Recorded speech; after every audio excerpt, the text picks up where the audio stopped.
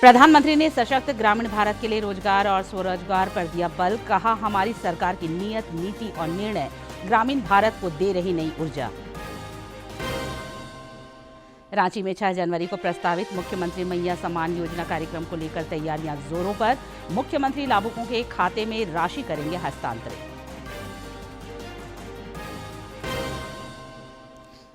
नक्सलवाद के खात्मे के लिए राज्य में सुरक्षा बलों के साथ ही एनआईए भी सक्रिय। बोकारो के गोमिया प्रखंड में नक्सली समर्थकों के 8 ठिकानों पर छापेमारी। राजस्थान के दीपक वर्मा सनातन धर्म और राष्ट्रीय एकता का संदेश लिए पहुंचे झारखंड। सरायकेला खरसावां में हुआ स्वागत। 22,000 किलोमीटर पैदल यात्रा का लक्ष्य।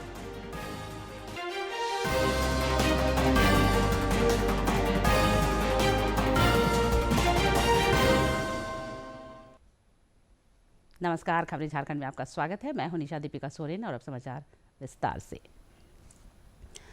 प्रधानमंत्री नरेंद्र मोदी ने नई दिल्ली में आज ग्रामीण भारत महोत्सव को संबोधित किया। इस दौरान उन्होंने ग्रामीण अर्थव्यवस्था को मजबूत करने के लिए गांवों के हर वर्ग को ध्यान में रखकर आर्थिक नीतियां बनाने पर जोर दिया।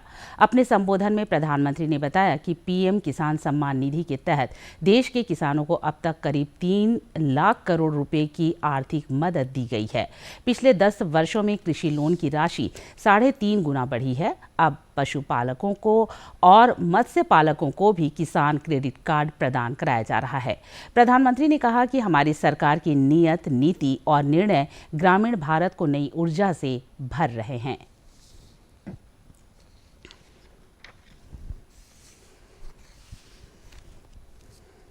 नौ 9,000 से ज्यादा एफपीओ, किसान उत्पाद संघ, उन्हें भी आर्थिक मदद दी जा रही है।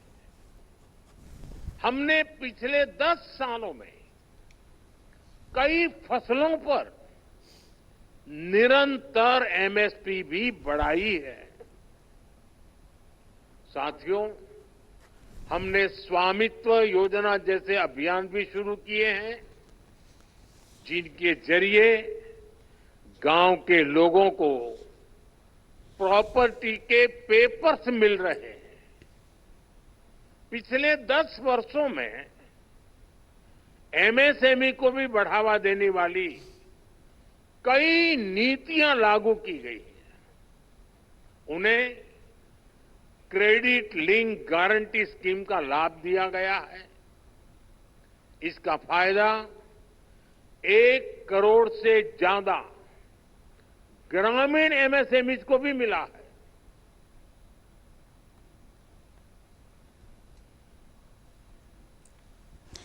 देश में एक सर्वेक्षण पर शोध के अनुसार गरीबों की संख्या लगातार कम हो रही है।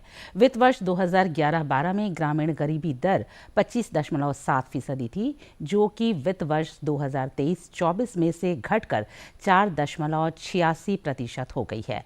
भारतीय स्टेट बैंक के उपभोग व्यय सर्वेक्षण पर शोध के अनुसार पिछले 12 वर्षों में शहरी गरीबी 13.7% से घटकर 4.9 हो गई है।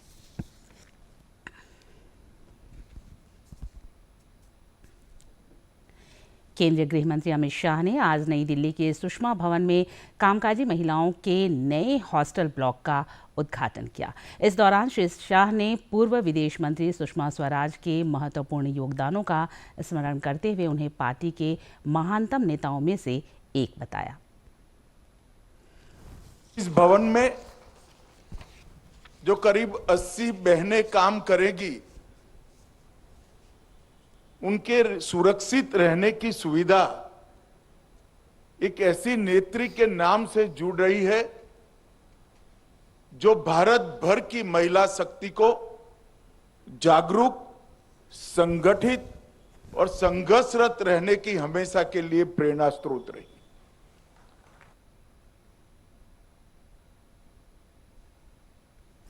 मुख्यमंत्री हेमंत सोरेन 6 जनवरी को रांची के नामकुम स्थित आर्मी ग्राउंड से मुख्यमंत्री मैया सम्मान योजना के लाभार्थियों के खाते में राशि हस्तांतरित करेंगे।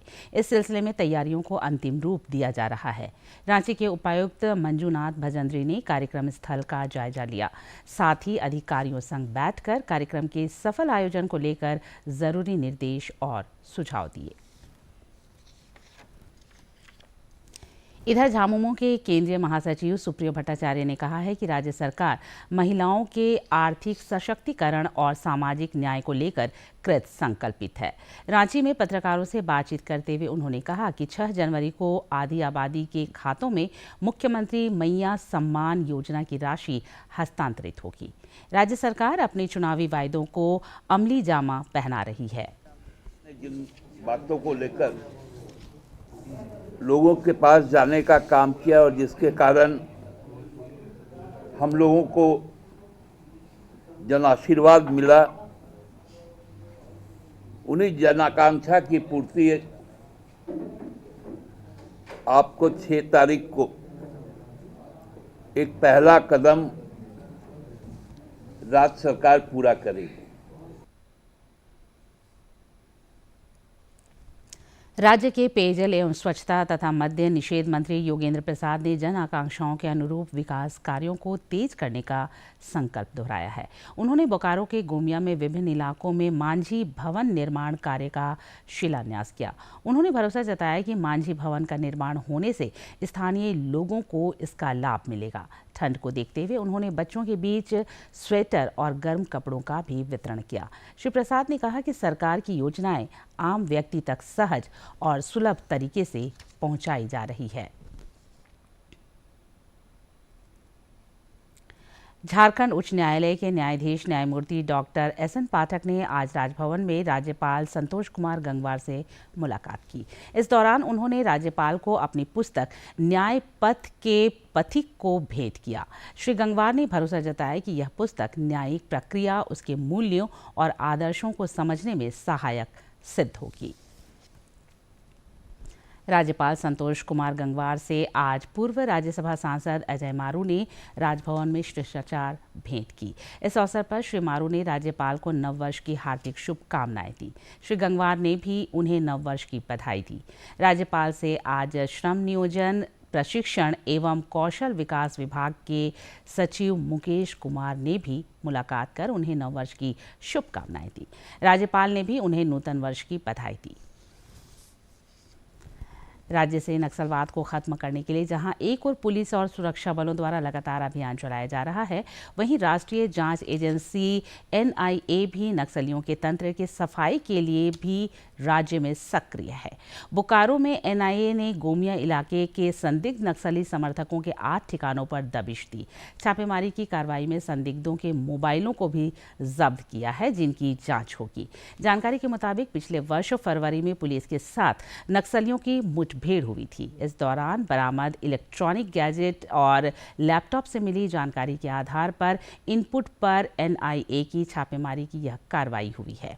एक अन्य मामले में NIA ने एक संदिग्ध साजिशकर्ता CPI माओवादी को पकड़ा है, जो बोकारो के गोविंदपुर का रहने वाला है। उस पर नक्सली विचारधारा का प्रचार करने और धन जुटाने का आरोप है।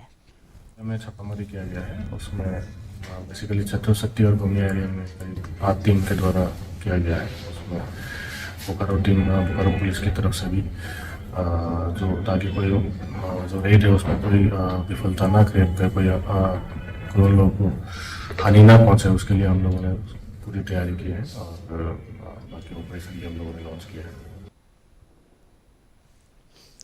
प्रतियोगी परीक्षाओं के अभ्यर्थियों ने आज रांची में झारखंड लोक सेवा आयोग JPSC के समक्ष अनशन और धरना दिया तथा कार्यशैली पर रोष जताया। अभ्यर्थियों ने आरोप लगाया है कि प्रतियोगी परीक्षाओं का परिणाम जारी नहीं किया जा रहा है, जिससे उनका भविष्य अधर में अटक गया है। उन्होंने JPSC अध्यक्ष पद रिक्त रहने पर भी सवाल उठाए।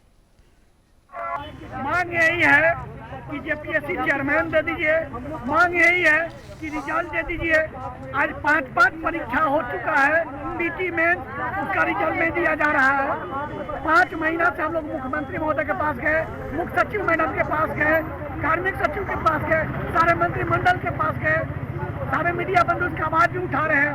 अब इनको JPSC अध्यक्ष नहीं मिल रहा है। क्या कारण है कि JPSC अध्यक्ष नहीं मिल रहा है? इनकी मानसिकता को दर्शाता है।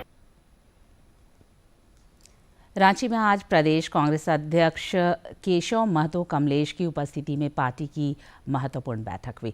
इस दौरान नगर निकाय चुनाव की रणनीति पर मंथन हुआ।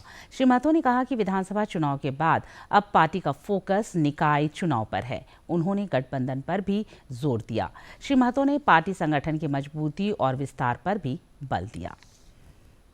के तहत नहीं होगा, बल्कि फ्री चुनाव होगा और हम लोग कोशिश करेंगे आला कमान को या हमारे नेतृत्व को बताने का कोशिश करेंगे हम लोग कि भाई जिस तरह से हम लोगों ने विधानसभा चुनाव गठबंधन के तहत लड़ा, उसी तरह नगर निकाय का चुनाव भी हम लोग गठबंधन के तहत मिलजुल के लड़े।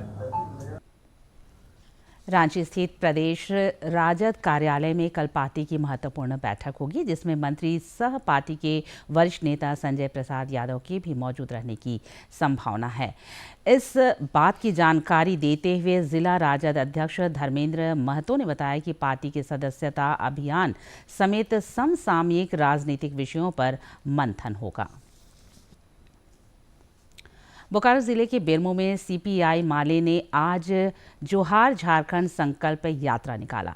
यह यात्रा पूर्णाडीह पार्टी कार्यालय से शहीद स्मारक तक गई। इस दौरान वक्ताओं ने विविध विषयों पर अपने विचार रखे और इंडी गठबंधन को विधानसभा चुनाव में प्रचंड बहुमत के लिए जनता का आभार जताया। स्वास्थ्य मंत्री इरफान अंसारी मरीजों और उनके परिजनों को लेकर बेहद संवेदनशील हैं।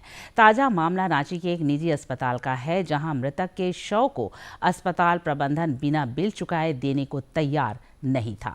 मामला संज्ञान में आने पर स्वास्थ्य मंत्री ने अस्पताल प्रबंधन से संपर्क साधकर मरीज के पार्थिव शरीर को परिजनों को सौंपे जाने की पहल की। गौरतलब है कि स्वास्थ्य मंत्री ने सभी अस्पतालों को मरीज की मौत की स्थिति में बिना पैसे लिए शव सौंपने का निर्देश दिया है।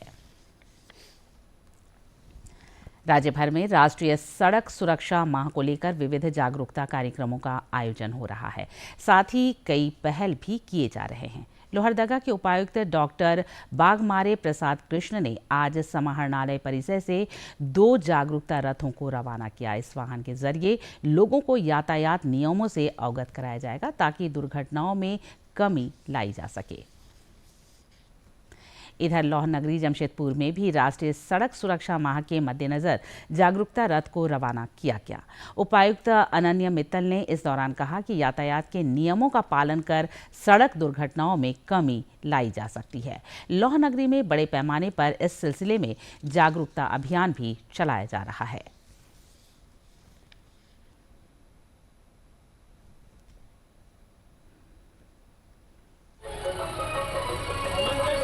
जागरूकता वाहन निकाला गया है जो सड़क सुरक्षा से संबंधित सभी आम जनमानस को अवेयरनेस जागरूकता उपलब्ध कराएगा। इसमें हिट एंड रन के केसेस और कहाँ मेडिकल असिस्टेंस दी जा सकती है एवं सड़क सुरक्षा से संबंधित और डूज एंड डोंट्स क्या है, इस संबंध में जागरूकता फैलाना जो है इस रथ का उद्देश्य है। आपका पसंदीदा डीडी झारखंड नए तेवर और नए कलेवर के साथ नए साल में आपके बीच है, ताकि पल पल की खबरें आप तक पहुंचे। आपका अपना पसंदीदा डीडी झारखंड, गांव से लेकर कस्बों और शहरों तक की है धड़कन। सटीक, विश्वसनीय और तेज खबरों का भी है आईना। राजनीति के मंच से सत्ता के गलियारों तक, खेत से खलिहान और मनोरंजन से इंफोटेनमेंट तक, खेल के मैदान से रंगमंच की खबरों तक, सब कुछ देखिए हमारे प्रादेशिक समाचार में हर रोज दोपहर 12:30, शाम 6:30 और 7:30 बजे, सिर्फ और सिर्फ डीडी झारखंड पर। झारखंड समेत 3 राज्यों के लिए सिरदर्द बना इनामी नक्सली सुशील मोची मुठभेड़ में मार गिराया गया है। बिहार के पूर्णिया अंतर्गत बायसी थाना क्षेत्र में पुलिस और एटीएस की टीम से मुठभेड़ के दौरान वह ढेर हो गया। इस इनामी नक्सली ने झारखंड समेत पड़ोसी राज्य बिहार और बंगाल में भी आतंक मचा रखा था। इसके ऊपर कई आपराधिक मुकदमे दर्ज हैं।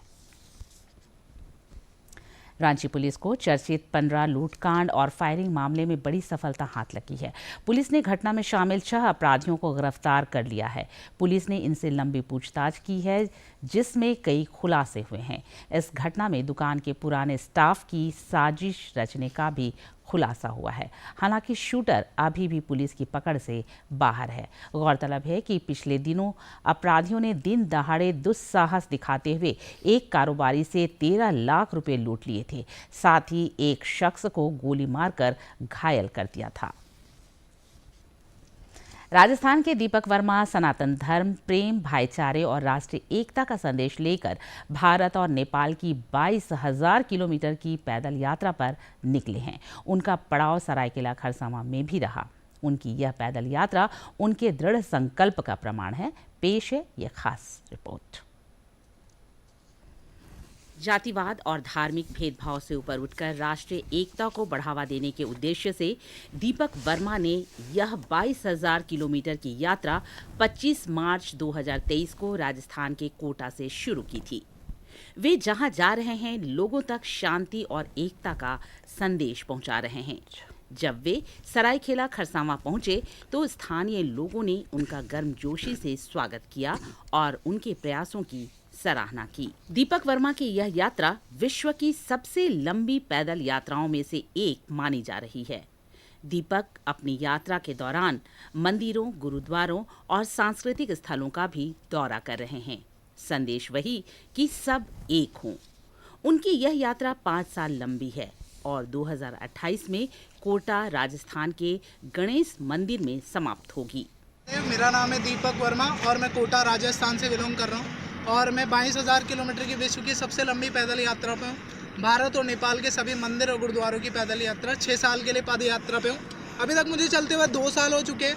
मेरी यात्रा का उद्देश्य है द डिस्कवर ऑफ सनातन धर्म इंडिया, पूर्ण राष्ट्रीय सनातन एकता। और अभी तक मैं राजस्थान, हरियाणा, दिल्ली, उत्तराखंड, उत्तर प्रदेश, नेपाल, बिहार, छत्तीसगढ़ ये कंप्लीट करके झारखंड के अंदर चल रहा हूँ। यहाँ से मेरा सफ़र आगे बहुत लंबा है। दीपक वर्मा ने बताया कि वे रोजाना 30 से 40 किलोमीटर पैदल चलते हैं। गर्मियों में सुबह 6 बजे और सर्दियों में सुबह 7:30 बजे अपनी यात्रा शुरू करते हैं। रात के समय सुरक्षित स्थान देखकर रुकते हैं या कैंपिंग टेंट लगाकर विश्राम करते हैं। वे अपने साथ सभी जरूरी सामान लेकर चलते हैं, जिसमें टेंट, कपड़े और अन्य उपयोगी सामग्री शामिल हैं। जी सर, मेरी यात्रा में मैं 3 जनों से बहुत ज़्यादा प्रेरित हूँ। पहले हमारे प्रधानमंत्री जी, जो कि हमारे देश के अंदर बहुत अच्छा काम कर रहे हैं। दूसरे हमारे योगी जी, जो लोग बोलते हैं कि वो सिर्फ हिंदू धर्म के लिए काम करते हैं, ऐसा नहीं है, उन्होंने हर धर्म के लिए काम करा है। और तीसरा, जो आने वाले कल के अवतार, मैं उनको बहुत मानता हूँ। जो आने वाले हैं, जो कलयुग के अंदर अंत में आने वाले हैं, मैं उनको बहुत मानता हूँ और उनको इंस्पायर्ड होकर मेरी यात्रा चल रही है। दीपक ने 1 साल 9 महीने में अब तक कई राज्यों और नेपाल तक का दौरा किया है। उन्होंने राजस्थान, हरियाणा, दिल्ली, उत्तराखंड, उत्तर प्रदेश, बिहार, छत्तीसगढ़ की यात्रा पूरी कर झारखंड में प्रवेश किया है। सरायकेला खरसावां से अनूप मिश्रा की रिपोर्ट। पूर्वी सिंहभूम जिले में आयोजित चौकीदार परीक्षा में कथित गड़बड़ी को लेकर अभ्यर्थियों ने आज उपायुक्त कार्यालय का घेराव किया। अभ्यर्थियों के एक शिष्टमंडल ने उपायुक्त से मुलाकात कर उन्हें सारे मामलों से अवगत कराया।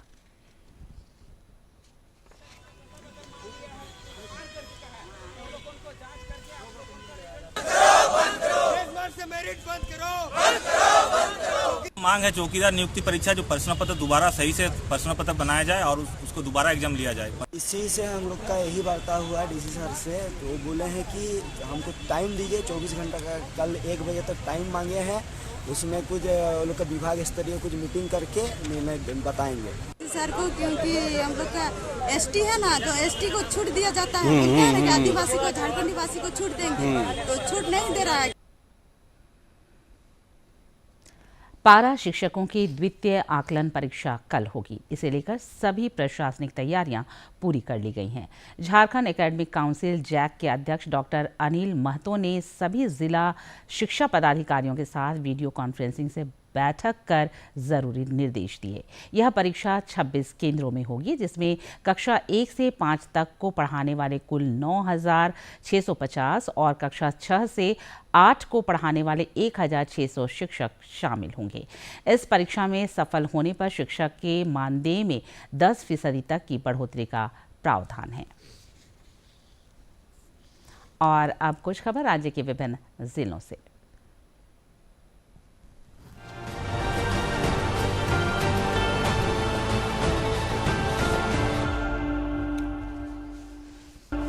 रक्षा राज्य मंत्री सह सांसद संजय सेठ की अनुशंसा पर रांची के नामकुम अंबेडकर नगर के एक मरीज को उपचार के लिए प्रधानमंत्री राष्ट्रीय आपदा राहत कोष से 3 लाख रुपए स्वीकृत किए गए हैं। श्री सेठ ने इस स्वीकृति के लिए प्रधानमंत्री नरेंद्र मोदी के प्रति आभार जताया है। रांची विधायक सीपी सिंह ने आज अपने आवासीय कार्यालय में जनता दरबार के दौरान लोगों से मुलाकात कर उनकी समस्याओं को सुना तथा उनके त्वरित समाधान के लिए संबंधित अधिकारियों को आवश्यक दिशा निर्देश दिए। साहिबगंज उपायुक्त ने जल जीवन मिशन और स्वच्छ भारत मिशन ग्रामीण से संबंधित योजनाओं की प्रगति की समीक्षा की। उन्होंने सभी अपूर्ण योजनाओं को समय सीमा में पूरा करने का निर्देश दिया। साथ ही जल जीवन मिशन के तहत अधिक से अधिक घरों को जोड़ने पर बल दिया। साहिबगंज में राष्ट्रीय सड़क सुरक्षा माह के तहत रोज एट रोड कार्यक्रम का आयोजन हुआ। इस दौरान यातायात नियमों की अनदेखी करने वाले वाहन चालकों को गुलाब फूल और माला पहनाकर सड़क सुरक्षा नियमों का पालन करने के लिए जागरूक किया गया। बोकारो उपायुक्त के निर्देशानुसार चास एसडीओ प्रांजल ढांडा और खाद्य सुरक्षा पदाधिकारी श्वेता लकड़ा ने सेक्टर 4 सिटी सेंटर स्थित विभिन्न मिष्ठान और खाद्य प्रतिष्ठानों का निरीक्षण किया। इस दौरान प्रतिष्ठानों में उपलब्ध खाद्य पदार्थों का सैंपल संग्रह किया गया, जिन्हें राज्य खाद्य प्रयोगशाला भेजा जाएगा। एसडीओ ने कहा कि सैंपल में त्रुटि होने या मानक अनुरूप नहीं होने पर कानूनी कार्रवाई की जाएगी। उन्होंने प्रतिष्ठानों में साफ सफाई को लेकर भी निर्देश दिए तथा कुछ प्रतिष्ठानों को इम्प्रूवमेंट नोटिस देकर 14 दिनों के अंदर अनुपालन सुनिश्चित करने को कहा। गढ़वा उपायुक्त ने भारतीय स्टेट बैंक के क्षेत्रीय व्यवसाय कार्यालय डाल्टनगंज के सौजन्य से गढ़वा के नए समाहरणालय में लगाए गए एसबीआई एटीएम मशीन का उद्घाटन किया। उन्होंने भरोसा जताया कि एसबीआई का एटीएम लग जाने से समाहरणालय आने वाले लोगों और कर्मचारियों को इसका लाभ मिलेगा। गुमला में ठंड के मद्देनजर जरूरतमंद लोगों के बीच प्रशासन की पहल पर कंबल का वितरण किया जा रहा है। उपायुक्त ने बताया कि अब तक सैकड़ों की संख्या में जरूरतमंद लोगों के बीच कंबल का वितरण किया जा चुका है। सरायकेला खरसावां में अफीम की खेती के खिलाफ पुलिस प्रशासन द्वारा लगातार जागरूकता अभियान चलाया जा रहा है। इस अभियान से प्रभावित होकर दलभंगा ओपी अंतर्गत विभिन्न गांवों में ग्राम सभा कर लोगों ने स्वयं गांव के आसपास करीब 8 एकड़ अफीम की खेती को नष्ट किया।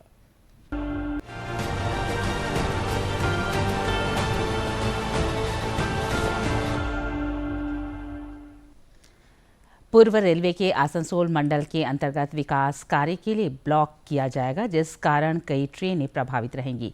दुमका रांची एक्सप्रेस कल रद्द रहेगी। वहीं रक्सौल हैदराबाद एक्सप्रेस कल 80 मिनट विलंब से रक्सौल से प्रस्थान करेगी।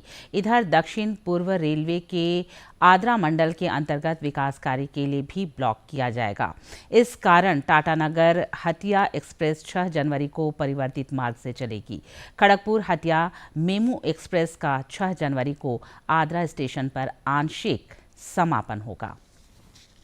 जानते हैं मौसम का हाल।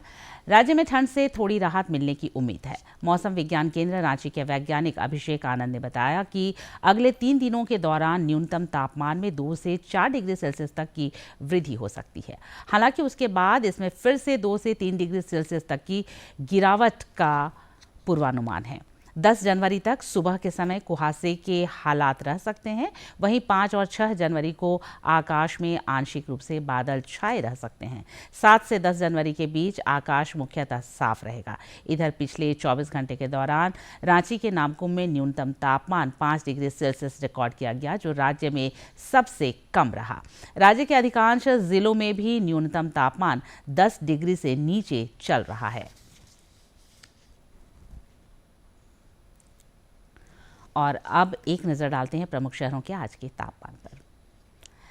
राजधानी रांची का अधिकतम तापमान 24.6 और न्यूनतम 7.9 डिग्री सेल्सियस रिकॉर्ड किया गया। जमशेदपुर का अधिकतम तापमान 26 और न्यूनतम 9.7 तथा डाल्टनगंज का अधिकतम तापमान 22.6 और न्यूनतम तापमान 7.8 डिग्री सेल्सियस रिकॉर्ड किया गया। शिक्षा मंत्री रामदास सोरेन कल रांची के मोराबादी स्थित भगवान बिरसा मुंडा फुटबॉल स्टेडियम में राष्ट्रीय स्कूल खेल प्रतियोगिता का उद्घाटन करेंगे। राज्य शिक्षा परियोजना निदेशक शशि रंजन ने बताया कि प्रतियोगिता के सफल आयोजन को लेकर सभी तैयारियां पूरी कर ली गई हैं। उन्होंने कल राष्ट्रीय स्कूल खेल प्रतियोगिता के थीम गीत खेलेगा इंडिया जीतेगा इंडिया भी जारी किया। गौरतलब है कि रांची को राष्ट्रीय स्कूल खेल के तहत एथलेटिक्स, टेनिस, साइकिलिंग और हॉकी स्पर्धाओं की मेजबानी मिली है, जिसमें 36 टीमों के 6000 से ज़्यादा प्रतिभागी भाग लेंगे। 5 जनवरी से 2 फरवरी तक ये प्रतियोगिता आयोजित होगी। इधर प्रतियोगिता में शामिल होने के लिए देश भर की टीमों के रांची पहुंचने का सिलसिला जारी है। टीमों का परंपरागत तरीके से स्वागत किया जा रहा है। होगी प्रतियोगिताएं, विभिन्न खेल प्रतियोगिताएं, और 2 फरवरी को यह समाप्त होगी। और ऑलरेडी एथलेटिक्स 19 के लिए जो प्रतिभागी हैं वह आना, यहाँ पर उनका आगमन प्रारंभ हो गया है। और इस बार हम लोग उनके ठहरने की बहुत अच्छी व्यवस्था कर रहे हैं।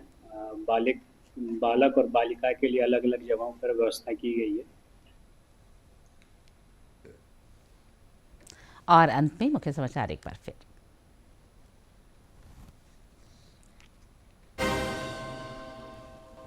प्रधानमंत्री ने सशक्त ग्रामीण भारत के लिए रोजगार और स्वरोजगार पर दिया बल। कहा, हमारी सरकार की नीयत, नीति और निर्णय ग्रामीण भारत को दे रही नई ऊर्जा। रांची में 6 जनवरी को प्रस्तावित मुख्यमंत्री मैया सम्मान योजना कार्यक्रम को लेकर तैयारियां जोरों पर। मुख्यमंत्री लाभुकों के खाते में राशि करेंगे हस्तांतरित।